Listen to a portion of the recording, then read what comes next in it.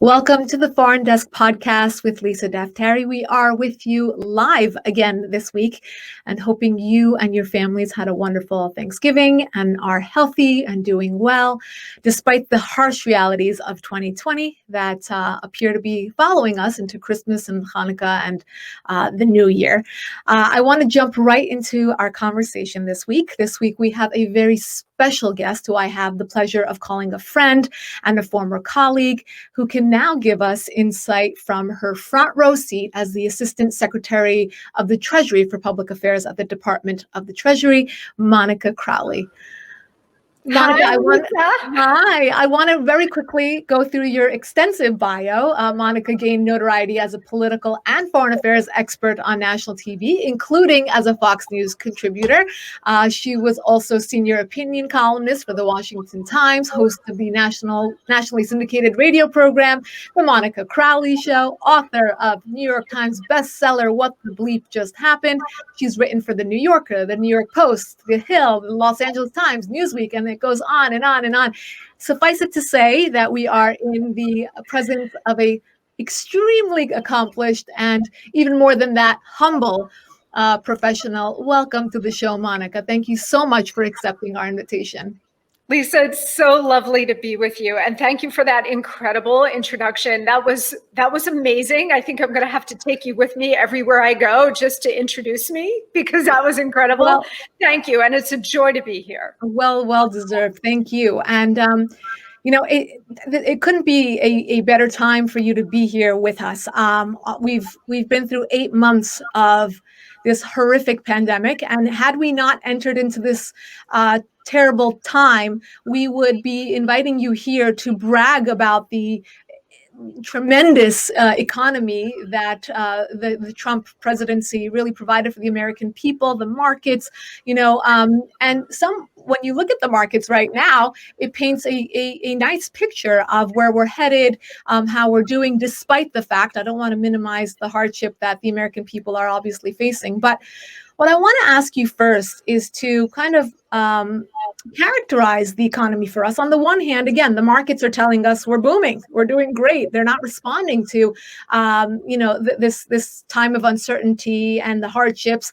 But on the other hand, we're hearing something very, very different from the mainstream media. So what is the truth from where you're sitting? Well, things are obviously very fluid. And when I take a look at the entire Trump first term in terms of the economy, it's essentially divided into 3 major sections, Lisa. You have pre-COVID, then you've got the COVID pandemic, with the unprecedented response that Treasury and the rest of the Trump administration was able to stand up in record time.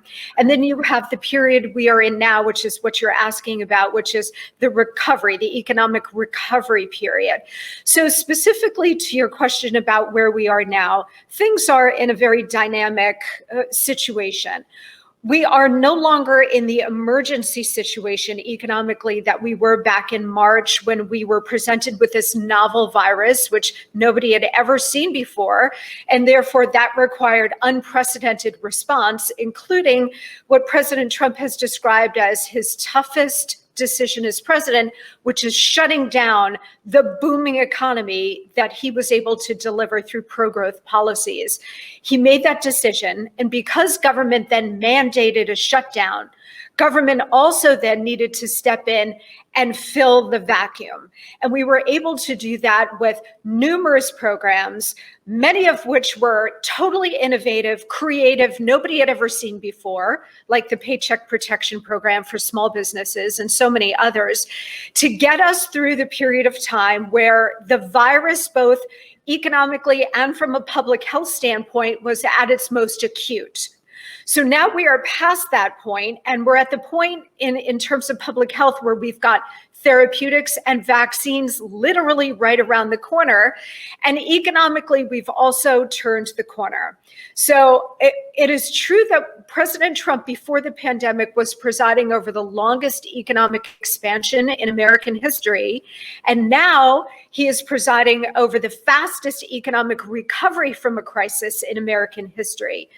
While there's a lot of work yet to be done, we are very proud of where we are. The stock market, as you mentioned, is a great indicator, and we are adding jobs every single month. Tomorrow, we're going to get the November jobs report. But all of that being said, we do recognize that there are still pockets of this economy and sectors of the economy that need additional support. There are a lot of Americans long-term unemployed and others who are still suffering.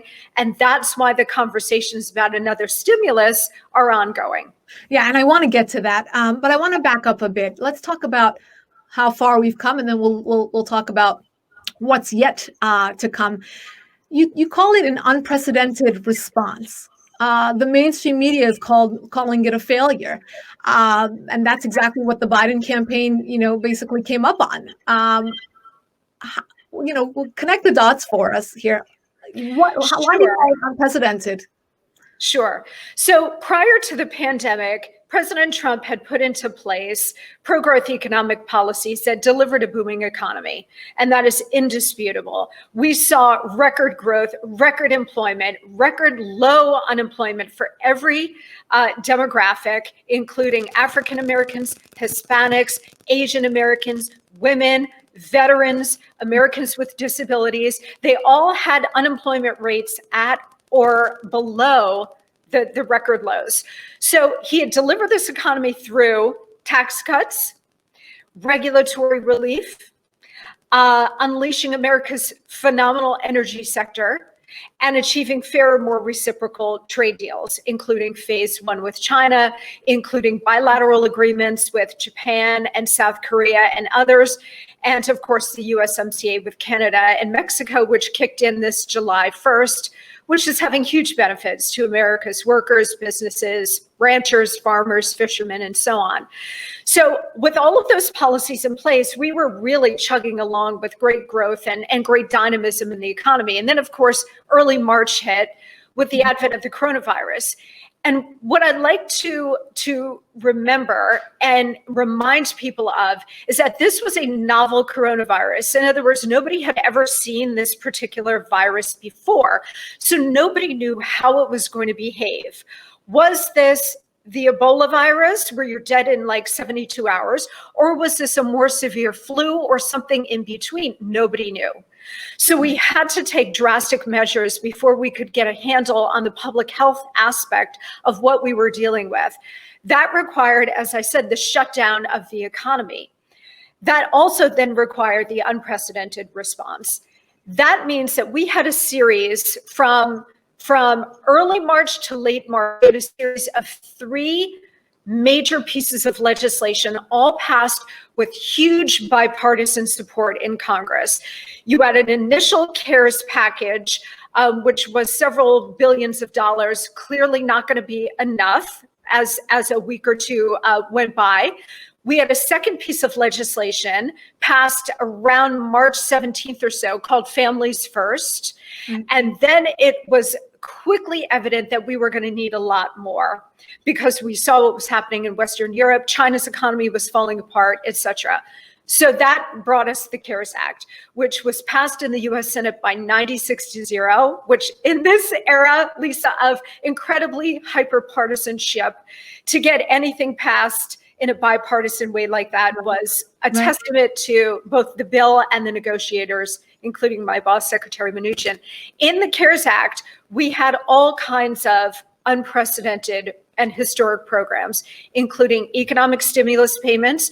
We sent out via Treasury and the IRS about 160 million payments in record time within the space of just a few weeks to get cash right into the American people's hands. We stood up the Paycheck Protection Program for small businesses, which is essentially a grant program. Nobody had ever seen that before. We were able to keep about 51 million Americans tied to or connected to their small business employers and their health insurance. That came out of thin air. That was just an incredibly innovative policy that we came up with and executed with the SBA. We did about $150 billion in state, local, and tribal government grants to deal with COVID-related expenses. We did the payroll support program for airlines because they employ tens of thousands of people, from pilots to flight attendants to mechanics.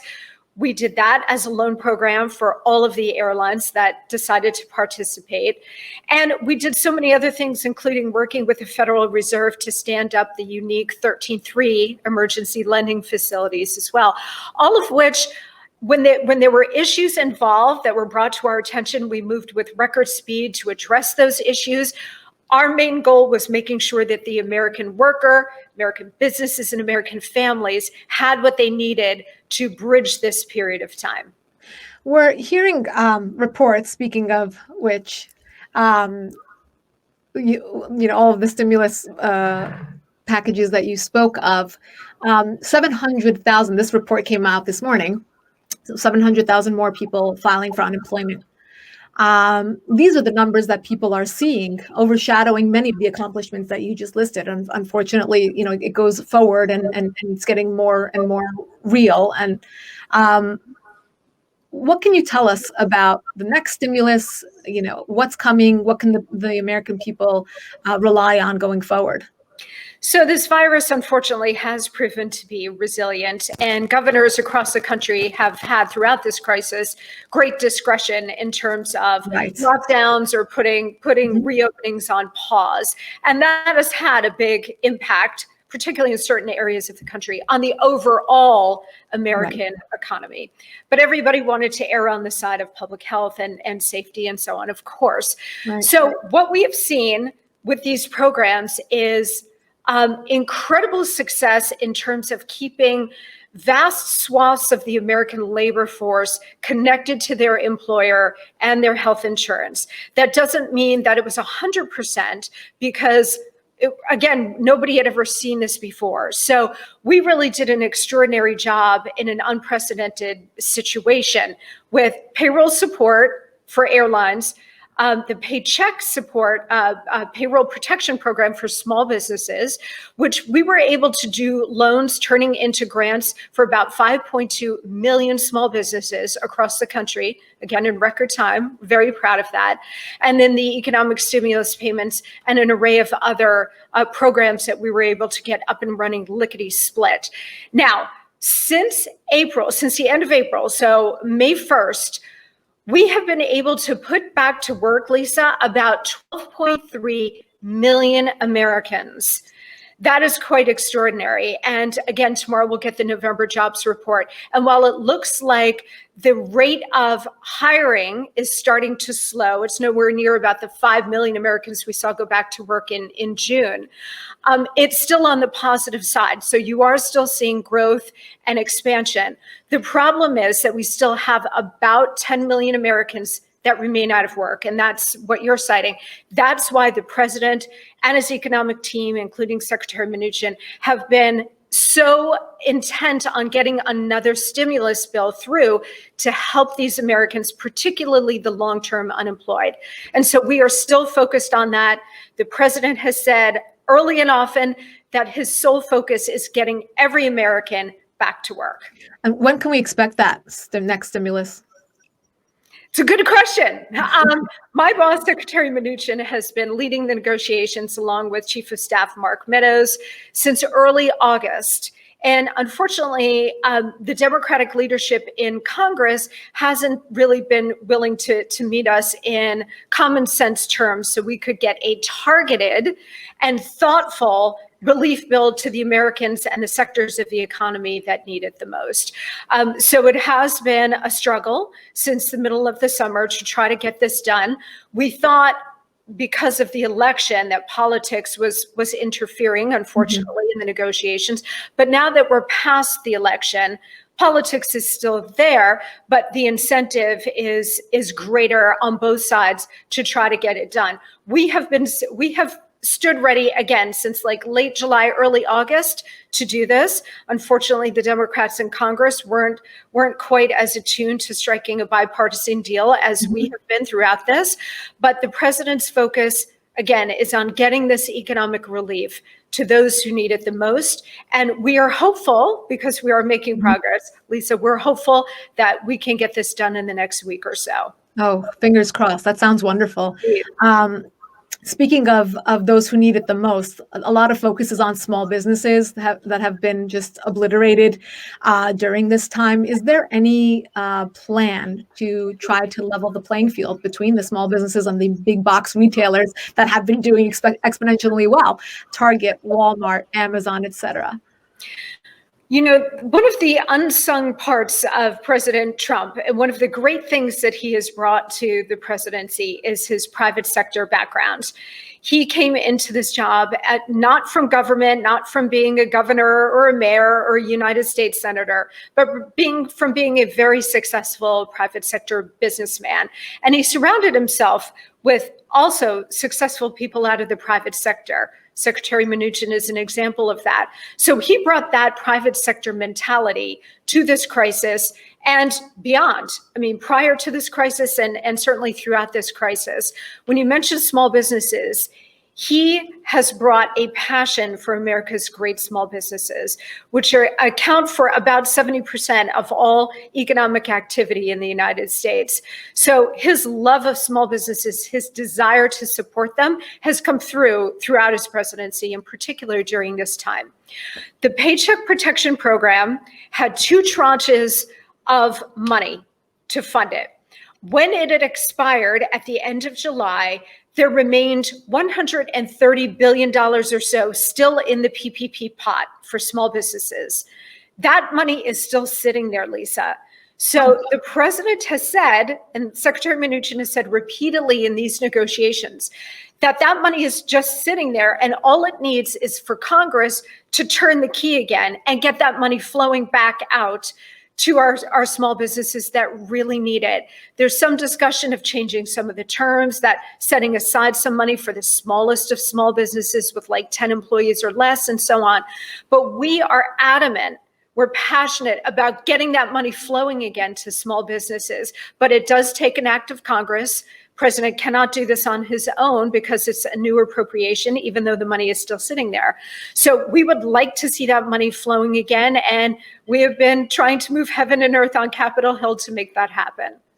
Yeah, and a lot of it has to do with the local government, like you mentioned, and affecting small businesses and their livelihoods. In Los Angeles here last week, and I know Secretary Mnuchin, your boss, lived in Los Angeles for a while. I'm sure he has some fond and not so fond memories of this place.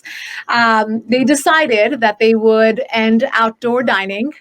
And of course, this affects so many restaurant owners, their employees. So many of these restaurants spend so much money decorating and expanding their outdoor space in order to accommodate or have some sort of flow during this pandemic. And all of a sudden, they have to shut down. And Beverly Hills fought this and said, we don't want our businesses to fail. And the science behind it, I'm sure but just for our viewers, is that about 3% of COVID cases are related to dining and lounges and bars, etc. And I went on to Twitter the following morning once Beverly Hills, their city council, unanimously passed to remain open and to go against the Los Angeles County mandate to shut down restaurants. And these tweets are just amazing. I'll read you some of them. Selfish human beings, brats without any conscience. I'm not surprised that this selfish, entitled area of Los Angeles needs to eat at restaurants, despite thousands dying every day from an airborne virus. Absolute human garbage, people. Another one, we're rich and we want to eat at restaurants. Well, have fun being dead. And another one, Beverly Hills to LA's lockdown. Shut up, we're rich. Totally missing the point that this was done to protect businesses and their employees, and it's being seen as a rich versus poor, red versus blue. Again, politics getting in the way of us seeing straight on this, particularly here in California. It's horrific. I mean, what are some of the challenges that you've faced in the Treasury in dealing with the political ping pong game that we've dealt with during this pandemic? It has been really frustrating. And by the way, that criticism, I don't remember that coming from their side of things during the massive protests over the summer or election celebrations and so on. It only pertains to when they've got a particular class-oriented argument to make. That aside, it has been frustrating because this is called public service for a reason. This is being in this job, Lisa, serving this president, serving his agenda, working with Secretary Mnuchin, serving the country that has been so good to me and my family over many decades. This is the honor and privilege of a lifetime. It is public service. It is serving the American people. And the idea that politics intervenes, particularly in a crisis situation where we are here trying to do our best to get responsible, targeted relief to those who need it the most, our fellow Americans, to be hit by a wall of politics and not to be able to get that done in a timely fashion has been incredibly disappointing. I think President Trump has done an extraordinary job. When I look at past presidents and what they've been able to do, some more so than others, but I think President Trump, having never done any of this before he became president, has done an extraordinary job, particularly given the political dynamics on the Hill and more broadly where we are in society and as a culture. I think he's done an extraordinary job in getting the American people what they need when they've needed it and delivering a booming economy, in addition to delivering world peace, in particular in the Middle East. I want to talk about the political game going forward in the next little bit. We haven't seen the markets respond, but what do you think would happen if Georgia would go the other way and the Senate would go to the Democrats? Are we going to see a response, an economic response? Well, I think you're seeing strong market activity now because I think the market has sort of built into a certain set of expectations. But if there is something that is unexpected that happens, either the presidential race goes back to President Trump, or you see the Georgia races go in the other direction and you have Democrats now in control of the presidency, the House, and the Senate, I think that you are going to see some downturn in terms of the economic expectations, and you're going to probably see a downturn in market activity. Right. I want to get then, and I want to move on to foreign policy very quickly, but I want to just get your prognosis from where you are in terms of where the economy is headed. We talked about past, present. Now let's go into the future. Give me your 1 month, your 1 year, and your 5 year prognosis of where we're headed. It's a little tough to do because, Lisa, the election is still in limbo. So we should probably know more next week when the Electoral College meets, and also as these legal challenges by the president's team are making their way through the court system and so on. So we'll have more information next week about where we are and where the fight goes from here. I think if for the next month or so, while the president is obviously still in office, I think you're going to still see the economic recovery, which again is the fastest in U.S. history, continue apace. We see strong market activity. We're seeing people going back to work. If we are able to get a stimulus package, you will see that jazz the economy as well. And then we'll get more information after January 5th when those Georgia runoff races, we've got a conclusion to them. Hopefully, by the evening of January 5th and not February 5th. Hopefully we'll have some concrete information there. I think, with this president, he has a proven track record of delivering economic growth through pro-growth policies. We've enjoyed that growth prior to the pandemic. We're coming out of it now because those economic policies are still in place. And then we will have to see if, in fact, there is a new president, what he chooses to do in terms of the economy. We do know that he had served as vice president under President Obama, and we had 8 years of not this kind of growth. So let's see where we are in another month or so. And then I'm happy to come back on with you when we have more information about what our government is actually going to look like, and then we can go from there. Yes, and I look forward to it. And I'm holding you to that promise, whether we'll You see you got it. in a month or in 4 years. We will definitely have that conversation with you, and very candidly. So I want to move very quickly because speaking of very, very, very unique vantage points, you were on the airplane taking one of the first flights between Israel and the UAE with the signing of the Abraham Accords. This ushered in, I mean, the most unique era for the Middle East. I know you have a foreign policy background, so must have been so tremendously historic for you. I know I was there on the White House lawn on September 15th when the accord was signed, and it's absolutely tremendous.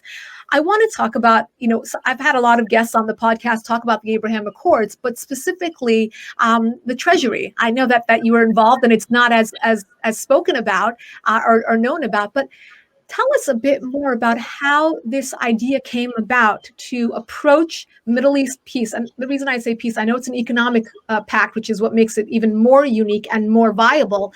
But where did the idea come from to go at it or approach it with economic incentive instead of anything else?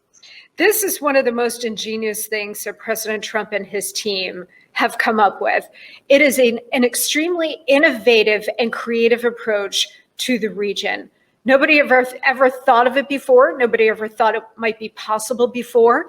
In fact, you have former Secretary of State John Kerry on tape over many years saying, you can't do this, right? Mm-hmm. The Arab states are not going to make separate pieces with Israel apart from the Palestinian question. And President Trump came in, and maybe this is, again, one of the many virtues of him having never done any of this before, that he came in with a fresh set of eyes and said, well, wait a minute. The world is changing. We are in the 21st century now. Why are we applying 20th century guidelines and old approaches to these problems that have been festering? I mean, didn't Einstein say the definition of insanity was doing the same thing over and over again and expecting a different result? Yeah, no.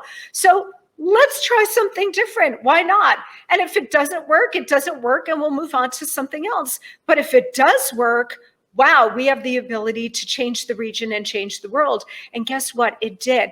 I was on the trip to Bahrain in, I think it was June or July of 2019.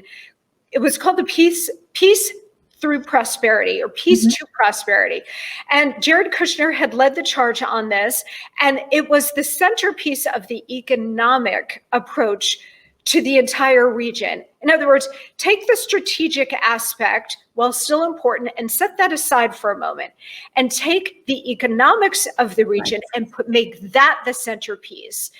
Because if you give these regimes economic incentives to change, in addition to the strategic incentive of Iran developing nuclear weapons and other weapons of mass destruction, which brought all of the Sunni Arabs together, and then brought in Israel, because the enemy of my enemy is my friend, you have these two forces, strategic and economic, joining at the same time. What a providential opportunity this president saw and acted on it. And thank goodness for his courage and the courage of the Bahraini leaders, the Israeli leaders, the leaders in the UAE to actually seize this moment. And now we're seeing other regimes that perhaps want to get on the peace train as well. Yeah, we don't have much time, but what is the future of this deal? I think, you really can't emphasize how important this is and how much prosperity this will bring for the region. So economically, what will this mean? What countries are next in line, and how will this look in the next 4 years? Well, the president and others have talked about having conversations with Sudan, which also has moved toward peace with Israel. Others in the region, perhaps even Saudi Arabia, which would be the biggest of them all, if they were to normalize relations with Israel, wouldn't that be earth-shattering, right? I mean, it would it would change the region, and it would change the world. Yes. Now, the outcome of the election is going to have, I think, some bearing on this, but we are working really hard around the clock to try to lock in the gains of the Abraham Accords so that they are independently sustainable. I think you're also seeing that while the United States under President Trump was able to facilitate these agreements, the dynamics now on the ground have changed to the point where a lot of these countries appreciate U.S. support and are happy to have us there to facilitate. But in many ways, they're doing a lot of this bilaterally, trilaterally, and isn't that a refreshing dynamic in the Middle East? It is. It's so incredibly organic and meaningful. I mean, this is real. It's not just a piece of paper. It's going to mean real trade deals, technology exchanges, tourism. Yes. Maybe a vaccine, all of it. But unfortunately, we're out of time. Monica, we could have you here for hours, and we will. We'll have you back with us. Thank you so much for being here with us today. Such a joy, Lisa. I look forward to the next time. Thank you. And likewise. Thank you for tuning in, and to subscribe to our podcast, you can either go to iTunes or on youtube.com/Lisa Daftari to sign up for our daily top 10 email. Go to foreigndesknews.com/newsletter and you can sign up there. Till next time. Thank you for tuning in.